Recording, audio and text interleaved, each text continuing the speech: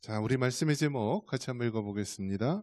분노에 대한 교훈. 분노, 화. 그래서 우리 민족, 우리 한민족이 갖고 있는 이제 특성 중에 하나가 빨리빨리 문화입니다. 빨리빨리. 빨리빨리 안 하면 어떻게 되죠? 막 화가 나고, 그렇죠. 그래서 화난다는 표현이 굉장히 많아요. 막 뚜껑이 열린다. 막 스팀이 올라온다. 이 화에 대한 표현. 그래서 뭐 이런 만화 캐릭터에서 보면은 사람이 얼굴이 새빨개지면서 막 김이 막 모락모락 나고 그런 것으로 표현하는데요. 이 화가 나는 것, 화가 나는 것. 여러분 짐승을 키워보면은요, 짐승도 화를 내야 안 내요? 이 개들도 성격이 다 있잖아요. 개들도. 그래서 저도 이제 개를 어렸을 때 이렇게 좀 많이 키워봤는데 개도 혈통에 따라 이 성격이 다 다르더라고요.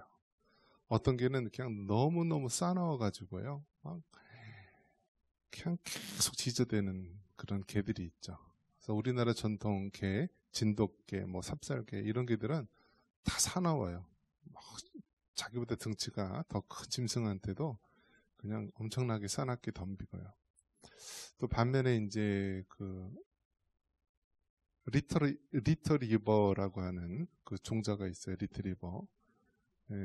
리트리버라고 하는 종자가 있는데 걔네들은 또 성격이 온순하더라고요. 그래서 이 리트리버 개들은 훈련시켜서 이 맹인 안내견을 한다든지 그런 쪽으로 키우더라고요. 그래서 걔가 얼마나 어떤 개는 이 성격이 좋은지요. 지하철에 맹인 인도견이 가다 사람이 발을 밟았는데 그냥 멀뚱하니 이렇게 쳐다보는 개도 있을 정도로 그 개가 뭐가 좋다고요? 성격이 좋은 개들이 있다. 근데 이 개들도 종류에 따라서 이렇게 성격들이 막 나타나는데 사람도 이 성격이 다 있습니다. 그래서 유럽 같은 지방에서 보면은 냉철한 그러한 성격의 소유자들이 이제 어느 나라 사람일 것 같습니까, 여러분? 유럽에서. 이 독일 사람들은 그렇게 화를 잘 안 낸다라고 합니다. 그러니까 표현을 잘 안 한다라고 합니다. 얼굴이 아주 차갑고 냉철해 보이는 그런 표정들. 웬만해서는 잘 웃지 않고 그러한 이 얼굴 이런 사람들이 독일 사람들 그런 사람들이 좀 그렇고요. 또 영국 이런 나라들은 좀 신사적이면서 좀 이렇게 채통을 지키려고 하고 또 반면에 이 다혈질적인 사람들이 그 라틴 계열, 프랑스나 이탈리아 이런 쪽 사람들이 굉장히 다혈질적이고 이러한 모습들 그런 거 보면은 이 사람들도요 나라에 따라 민족에 따라 그 성격들이 다 다릅니다. 자, 그래서 이 분노, 화라고 하는 것에 있어서 우리나라 사람들이 굉장히 화가 많고 그래서 화병이라는 것도 있고요. 이 과거에는 여자만 화병이 있었는데 요즘에는 어떻다고요? 남자들도 풀 수가 없어서 화병이 많이 걸린다. 예전엔 여자들이 결혼하면 어땠죠? 벙어리 3년, 뭐 귀머거리 3년, 장님 3년인데 요즘엔 어떻죠? 그런 게 없고 이제 요즘엔 남자도 힘들어요. 남자도 힘들고 바깥에서 일을 하고 요즘엔 안에서도요 열심히 일을 해야지 인정받는 그런 남자들의 세상이 되어서 이 남자들도 이 화병이 많이 있다. 그래서 이 분노 이러한 것들을 이제 해소하기 위해서 이 사회적으로도요 그거를 굉장히 많이 연구를 합니다. 많이 연구를 하는데 그 중에 이제 국가적으로 많이 시행하는 것이 무엇이죠? 자극적인 걸 통하여서 그걸 잊게 하려고 합니다. 그래서 요즘에는 이 현대인들의 특성이 뭐냐면 굉장히 자극적인 것, 또 굉장히 사납고 굉장히 잔인하고 굉장히 좀 자극이 센 그러한 것들을 많이 사회적으로 요구하는 시대가 된 것입니다. 그래서 보면은요, 이 과거에는 이 아이들이나 자라나는 사람들한테는 그런 게 없는데요. 요즘에는 어린아이들도 자라나면서 아주 굉장히 많은 스트레스를 받고 있는 것입니다. 그래서 정신적으로도 굉장히 많이 불안해하고 없는 질병들이 많이 생기고요. 그리고 일단은 어른들의 말을 안 듣는 그런 시대가 된 것입니다. 자, 그래서 이 분노라고 하는 것, 이것 도대체 어떻게 해야 되는가? 분노라는 것. 특히 우리나라 민족은 화가 많고 분노가 많은 민족인데 어떻게 해야 되는가? 바쁜 현대인들의 삶 속에서 이 화를 많이 느끼게 되는데 이것을 어떻게 우리가 성경적으로 해결을 해야 될까? 먼저 여러분, 분노는요, 하나님께서 우리에게 주신 그 감정 중에 하나입니다. 감정 중. 우리가 이제 희로애락이라고 하죠. 기쁘고 또 노하고 또 슬퍼하고 즐거워하고, 이것이 하나님 우리에게 주신 그 감정 중에 하나인 것입니다. 그런데 이 분노라고 하는 이 감정을 잘못 사용하게 되면은 이게 큰 해가 되는 것이고, 또 이 분노로 인하여서 생명을 해치는 일까지 일어나게 되는 것이고 어려움이 생기는 것이죠. 그런데 이 분노에 대한 것을 잘 활용을 하면은 우리가 이 사회에 살아가는데 중요한 부분을 보여주고 있는 것입니다. 예를 들어서 우리가 잘못된 것에 대해서는 어떻게 해야 되죠? 분노할 줄 알아야 되는 거예요. 분노할 줄 알아야 되는 거예요. 그것이 상식이고요. 그것이 인류 공통의 마음입니다. 그러니까 우리가 어떤 현상이 일어났을 때 거기에 대해서 우리가 인간으로서 가져야 될 그런 마음들이 있어야 되는 것입니다. 어떤 사람이 물에 빠졌습니다.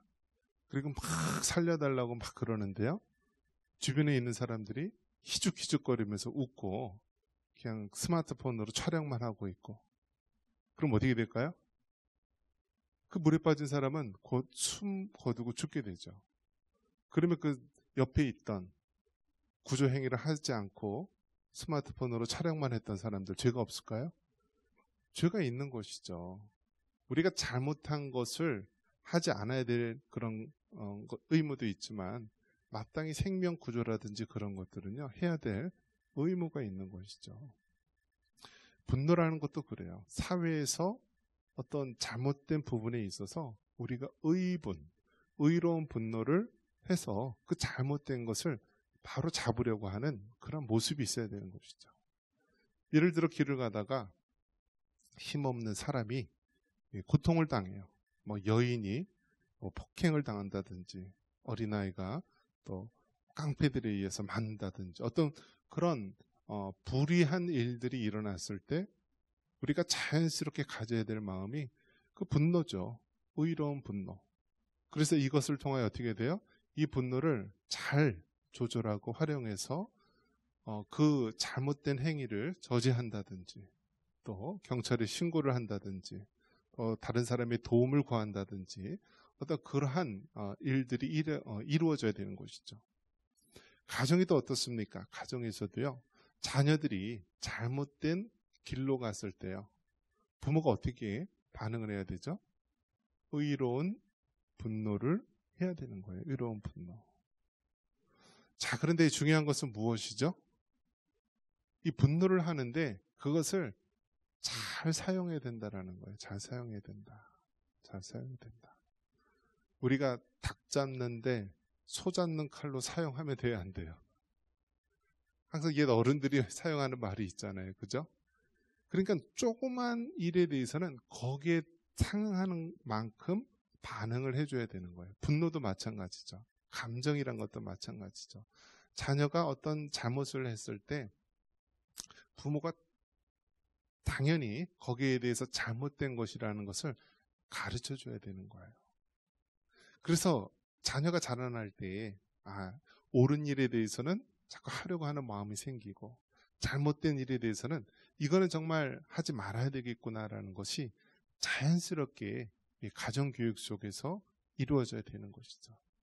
이것이 바로 상식이고 우리가 보편적인 가치라고 말할 수가 있는 것입니다. 그럼 여기에서 더 나아가서 우리 믿는 그리스도인들은 어떻게 하면 되는가? 우리가 삶을 살아가면서 삶의 지혜가 담긴 이 성경 말씀, 특히 어디에 많이 담겨 있죠? 잠언서에 많이 담겨 있습니다. 그래서 잠언은요, 이 지혜에 대한 말씀, 우리가 흔히 격언, 속담이라고 하는 말씀들이 다 이 잠언에 많이 들어 있습니다. 잠언 12장 16절 우리 다시 한번 읽어볼까요? 잠언 12장 16절입니다. 미련한 자는 당장 분노를 나타내거니와 슬기로운 자는 수욕을 참느니라. 자, 분노는 우리가 태생적으로 갖게 되는 감정이죠. 근데 중요한 것은 분노를 표현하지 않는 것이 아니라 이것을 적절하게, 시적절하게 이것을 사용하고 표현해야 된다라는 것입니다. 근데 먼저 분노는 미련한 자는 분노를 어떻게 해야 돼요? 당장 분노를 나타낸다라고 하는 거예요. 그런데 슬기로운 자는 어떻다고요?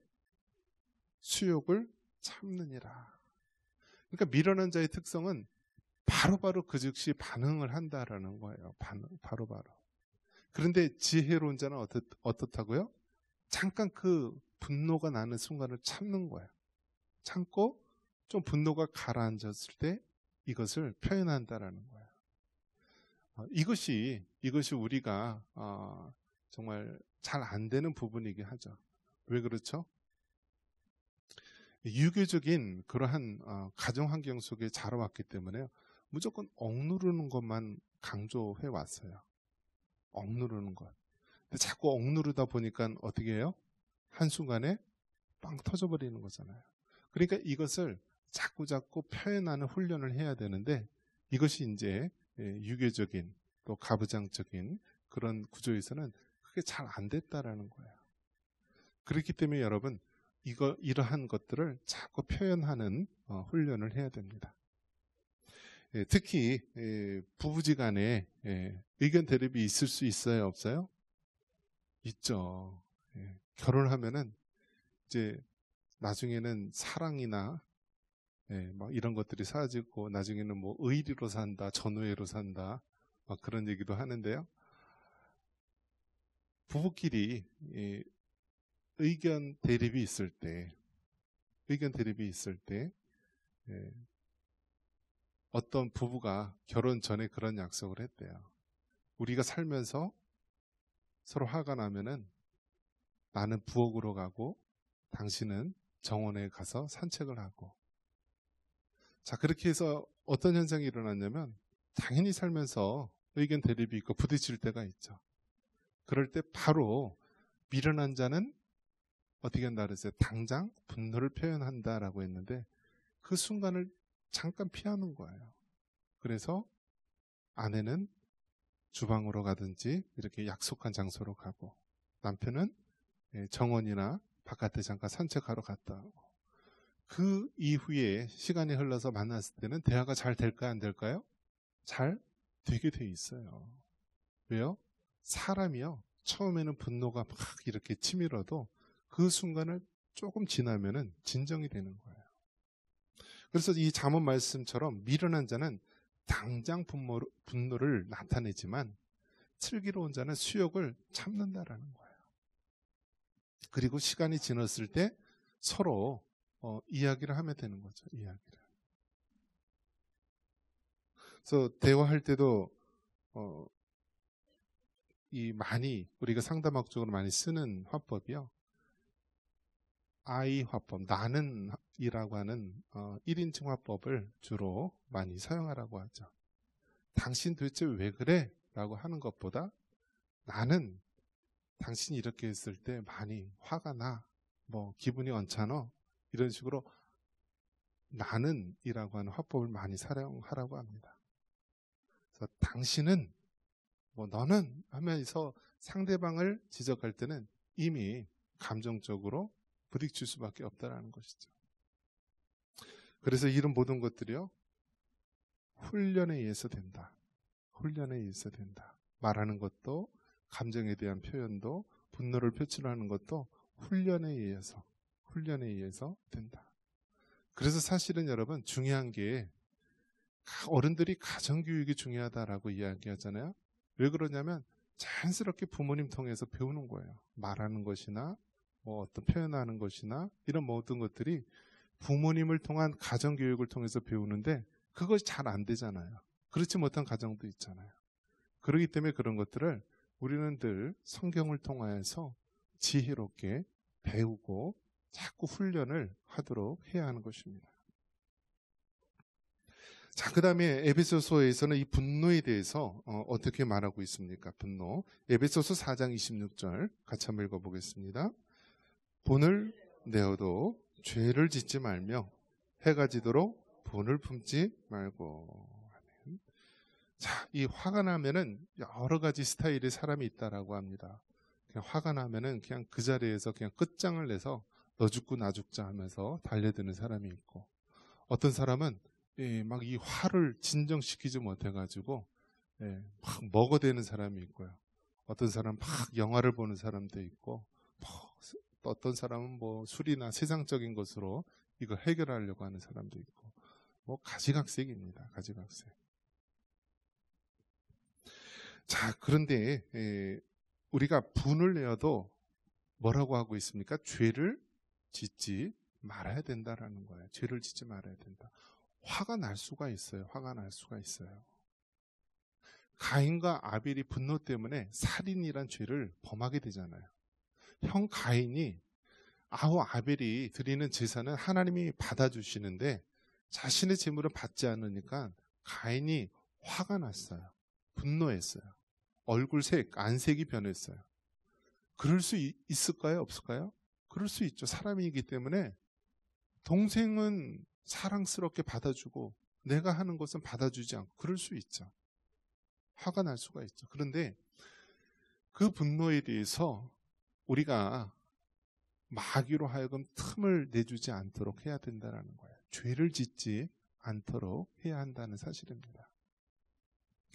왜 동생의 제사는 받고 왜 내 제사는 받지 않았을까라는 것에 대해서 좀 진지하게 자신을 돌아보는 시간이 필요한 것이죠. 왜 하나님께서 동생의 제사 예배는 받으셨는데 내가 드리는 예배는 왜 안 받으셨을까?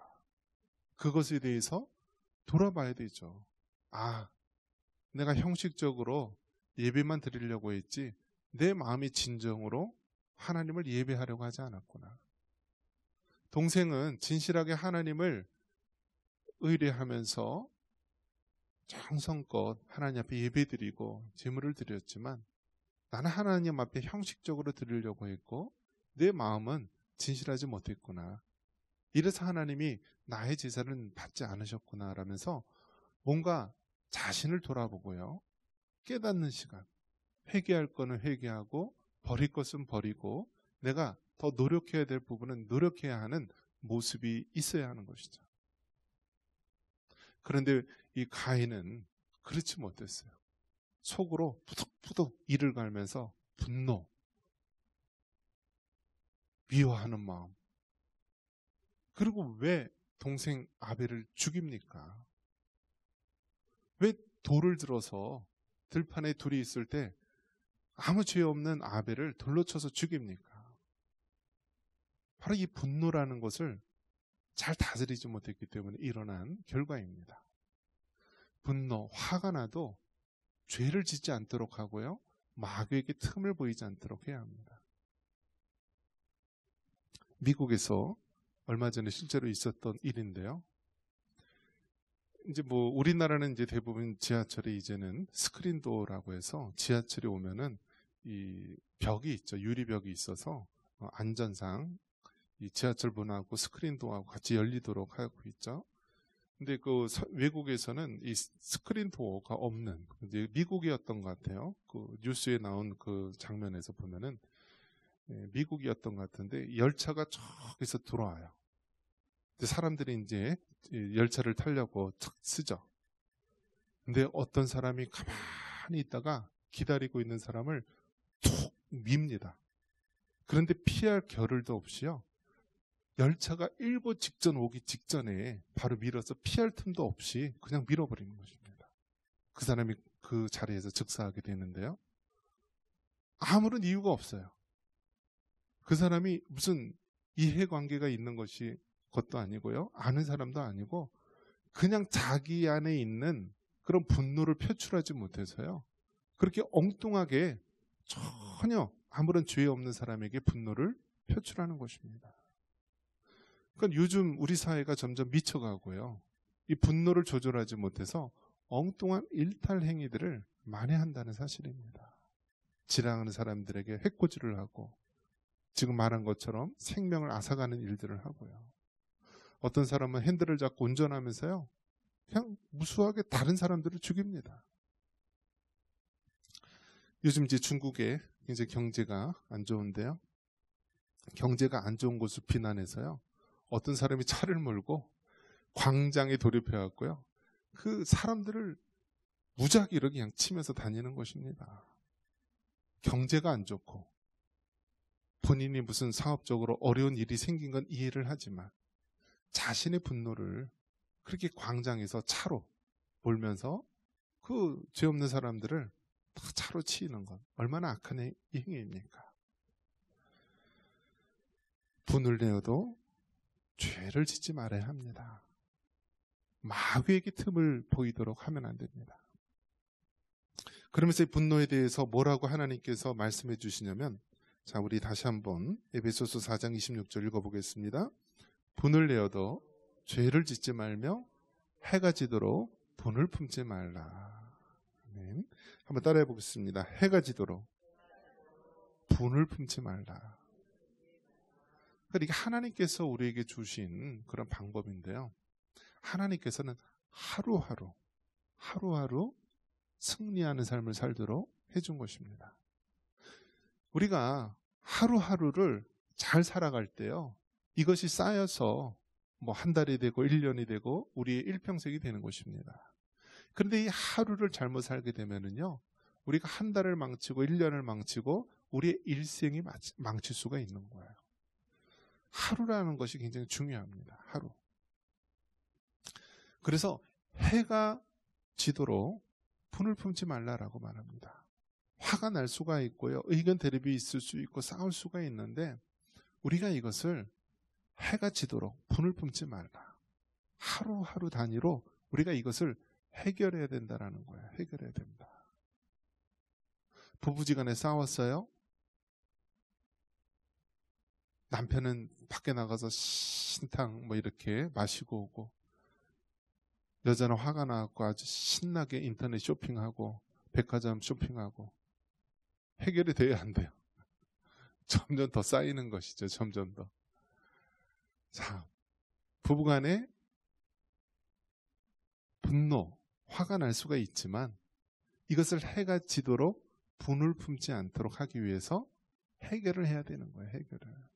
그래서 하루하루 살아가면서 이 문제를 해결해야 됩니다. 하나님께서 여러분 이 하루라고 하는 것을 우리에게 주셨어요. 그러니까 굉장히 신비로운 것입니다. 하루. 우리에게 하루는 어디죠, 여러분? 아침에서 저녁이고요. 이 성경에서 하루는 어디냐면 저녁에서 다음날 저녁까지예요. 좀 다르죠. 네, 성경이 말하고 있는 이 하루의 개념하고 우리가 생각하는 이 하루의 개념이 좀 다른데요. 어쨌든 중요한 것은 우리 이 하루 24시간이라고 하는 하루. 여기서 보면은 우리가 잠자는 시간도 있고요. 식사하는 시간도 있고 일하는 시간도 있고 공부하는 시간도 있고 또 뭐 여러 가지 운동 즐기고 많은 시간들이 있어요. 그러니까 이 하루를 살아가는 동안에 여러 가지 많은 일들이 있을 수 있고 그중에 분노하고 부딪히고 화가 나는 일도 있을 수 있는데요. 이것을 계속 끌고 가지 말고 우리가 해가 지도록 분을 품지 말아야 되는 거예요. 하루하루 해결하면서 살아가라고 하는 거예요.